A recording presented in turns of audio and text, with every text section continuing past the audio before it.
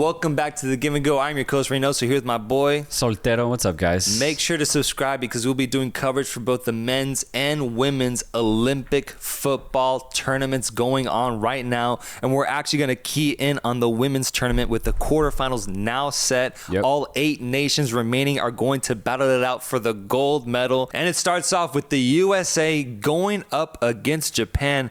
Japan, a team that got knocked out at the 2023 FIFA World Cup in the quarterfinals, I believe, and the USA going out in the round of 16 against Sweden in a penalty shootout. But a US squad that I think is in a little bit of a resurgence period right now with the way that they've been playing football and also the head coaching change that they underwent. You compare this team to the team that went on the round of 16 last year at the World Cup, and it is amazing what can be done in 1 year. This team is so much more composed. Their identity seems way more clear. And not only that, they just seem way more driven, way more inspired to actually compete at this tournament. Dude, last year, it was so bad for the USA women's team. Every time a player would touch a ball, there was like a lot of worry. There's a lot of anxiety that was around the women's team, and it just looked desperate, and it got very desperate. And the round of 16 exit was their worst ever performance at a women's World Cup. But I think in their 3 performances at this Olympics, I think already they've marked themselves as a top 2 side. I expect this team to go to the final against Japan. I do expect them to win, but here's a couple reasons why, man. The front 3, Sophia Smith, Mallory Swanson, and Trinity Rodman look fantastic. Their movement is great. They're very mobile. And not only that, they're great in dribble penetration. And then they can just swap sides. They can cause a lot of havoc. And then right underneath them, you have Lindsay Horan, who's basically the veteran of the side, who can get into the box, who can feed them out wide. I just think the front attacking for the USA is too much for most teams at this tournament. They've had a perfect record so far in the group stage. Overall, I definitely think this side is going to beat Japan. You got drones on me, bro? You just stole my whole analysis, man.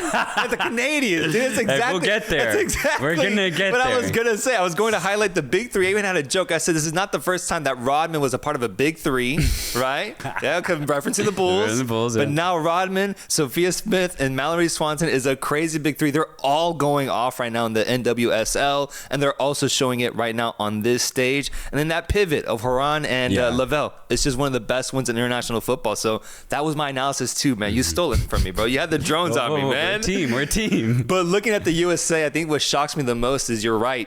What's happened in the past year has been immense. It's been a huge transition phase, honestly, because I looked at their FIFA ranking. This is the lowest they've been ranked ever, bro. I believe they've only ever wavered between 1 or 2 for like the first 20 years of the rankings existence. But now in the past 2-3 years, they've gone down all the way to number 4. And it just had me questioning, how will this USA squad look at the Olympics, a team that is known for being very dominant in the women's footballing stage. And now we've seen other teams like Spain, Germany, France, Japan as well step up to the plate. How does USA respond? It feels like finally they're going to step up. I have them winning against Japan, although they will be a very, very tough opponent. But I do see them winning because Japan ultimately, I think there's a limitation with them. For as good as they are, they lost in that quarterfinal against Sweden, but then they also lost 2-1 against Spain already at the Olympics here. If you want to be able to beat a team like the USA or Spain, you got to be able to compete in those type of matches. I think there's a limitation on this Japanese team. They're going to be very difficult to defeat, but I had the USA with the momentum and the form they're in right now defeating this Japanese side. I agree. I think Japan are great, and they have improved over the last couple of years. I think they were ranked 7 going into the tournament, so Japan have had a really nice resurgence in the women's game. But for Japan specifically, I agree. Their game management, over 90 minutes, I don't think they can beat a team like the USA that will attack. Japan themselves, I do think, will be able to get a goal or at least make the USA defense worry a little bit. You know, specifically for the USA in this game against Australia, they dominated. But when Australia did have those few chances going forward, they found some space. Japan will definitely find space against the USA. It's why I don't think the USA is the best team at this tournament, but they're still one of the better teams, and I do think they're better than Japan. Yeah, chat, let us know. Who do you have winning this matchup in the comments down below? Let's talk drones. Let's talk drones. We have to go. If we're talking Canada, we gotta talk drones, we gotta man. talk drones because Canada has gone under a scandal of having drones spying on, I guess, opposing teams at this tournament. New Zealand. And for that reason, they were deducted 6 points here at the Olympics. What's insane, though, is that they won all 3 matches in their group. So they actually found a way to get through with just 3 points to their name. But I mean, the fact they won all 3 games says a lot to me, man. Yeah. It says a lot. This Canadian team is looking really good so far, and they're going up against Germany, a team that got grouped at the World Cup last year, and so far in this tournament has been all right outside of that game against the USA where they got absolutely murdered 4-1. So I think going in, I think Canada's got this one in the bag, man, and they're going to end up being the team that ends up on top because this German team does have their flaws, and maybe the Canadian teams can scope it out with another little spy drone dude out there or something.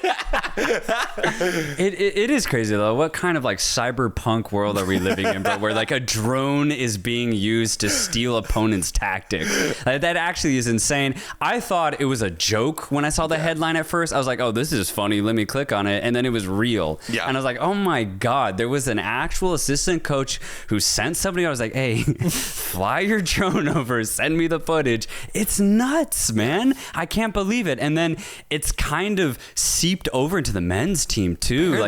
Apparently when John Herdman was coach, there's talks maybe that they use drones against like Honduras or something like that during the 2022 FIFA World Cup qualifiers. Like, I don't know what Canada's doing, man, but at least they were punished. And you can't really punish the players because they didn't know this was happening. It was purely in the staff. Wow. So I like that they didn't kick the team out because it's not the players that did anything wrong. They just deducted them 6 points. But you're right. They've won all 3 games. They look very dominant in general. As for Germany, though, I just don't think they have enough. I'm going to be completely real. You look at the group that they were with. They got killed against the United States being one of the better teams here. But the rest of the teams, Australia, who did not have Sam Kerr, by the way, unfortunately injured, and I think that was a massive miss for them. And Zambia, although they were very entertaining, just simply did not have enough to defend for 90 minutes against any of these teams in these groups. So I think Germany are here because of the group that they were in specifically. They're a decent team, but Canada, I'd say, is... If we're going Spain, USA as the top 2, I'm going to put Canada right underneath them. Canada's a good team, and they're going to be too much for Germany. I'm going Canada. Chat, let us know. Who do you have winning this matchup? On to the other side of the bracket. We have the defending World Cup champion Spain going up against Colombia. Colombia, a team who we just saw lose to Canada today. Yeah. And a team that, I struggle to really back because outside of Linda Caicedo, I'm not seeing a lot of talent in this team that really impresses me so far at this tournament. They get by through a 3rd place qualification out of their group. And Spain, I think they're the top dog in women's football right now.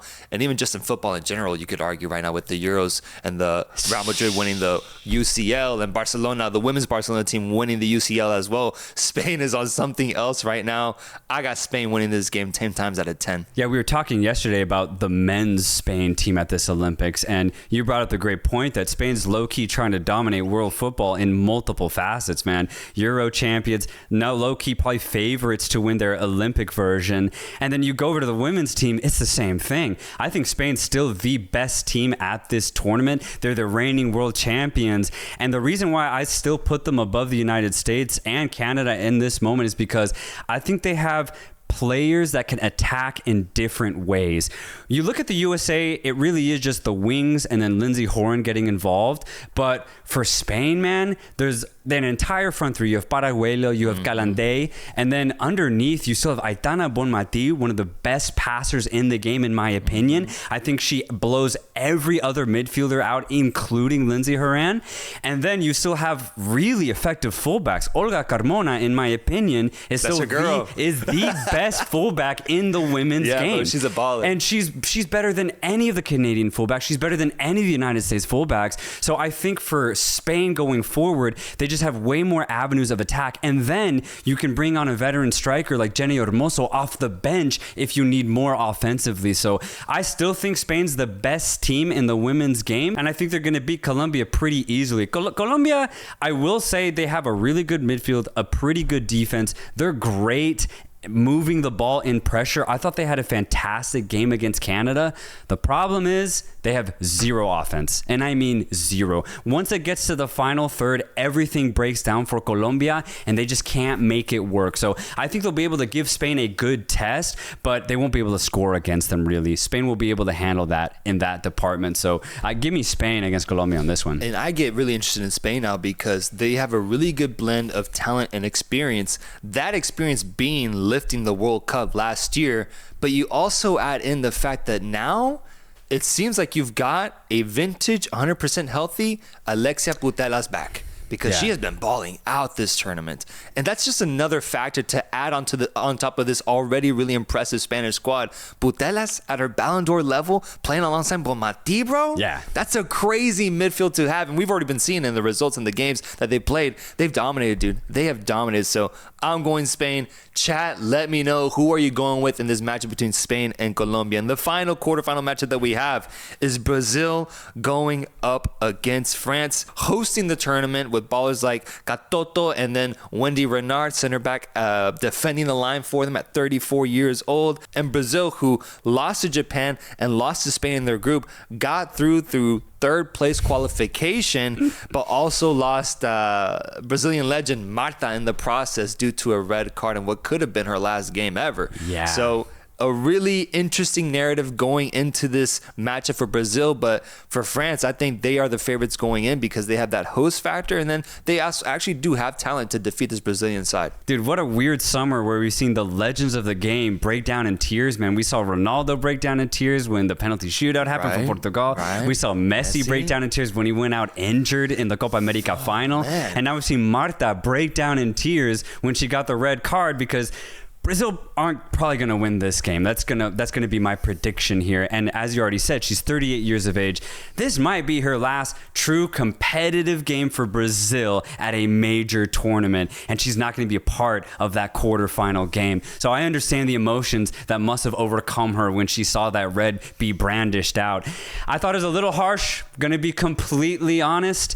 I get it. I think it's the right call. I just think it's a little harsh because the ball wasn't like that high. She was clearly going for the ball, and honestly there wasn't that much contact on the head, and the opposing player brought her head, I would say, somewhat down. I thought it was harsh, but overall, I don't blame the ref for giving the red. You try to protect your players in any way you can. Maybe a superstar call, man. That's what I was hoping for, bro. Help me out. Like definitely a dark yellow, but dark yellow. A red, bro.